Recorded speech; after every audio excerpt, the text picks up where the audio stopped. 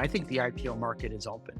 The problem is no one wants to go public right now in advance of an election in the US. Welcome to Micro Podcast. I've got Jason Corsello. He's the founder and general partner at Acadian Ventures. He's here with me today, and we're talking about investments in B2B SaaS market. A lot of companies who were really playing the profit-oriented playbook where they weren't taking down large rounds of funding. And I've seen private equity be very active in coming in to buy them up. And they probably have a shorter time horizon as far as how long they plan to hold on to them before they try and exit. I'm just wondering if there's been anything that's changed or transformed from your perspective in those dynamics with private equity, VCs, and this current landscape. There's certainly a lot of interest in private equity investors in our market, right? Because what you see is you see large markets, you see really opportunities to build cash flowing businesses. The challenge more recently is this focus on liquidity. And because the markets have been somewhat frozen, the exit markets, right? The IPO market and to some extent M&A have been frozen. Investors haven't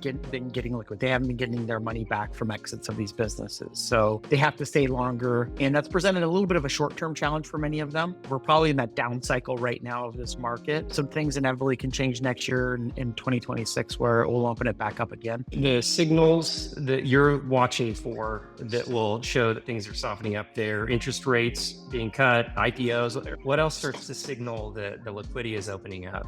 The first milestone is the election, right? We need to get through the election this year. And that's what everyone's waiting for. I think the IPO market is open. The problem is no one wants to go public right now in advance of an election in the US and even more broadly in other places. I've shared this prediction with a handful of people recently, which is I think the change in the FTC will inevitably happen next year, regardless of what administration wins the office. If there is changes at the FTC, then M&A will certainly become much more favorable. So to me, I think we'll start to see hopefully the IPO market open up Q2-ish next year. M&A, depending on changes, the federal government could start to open up mid to second half of next year, and that will give a lot of encouragement to the markets, I think. So cross your fingers. Who knows?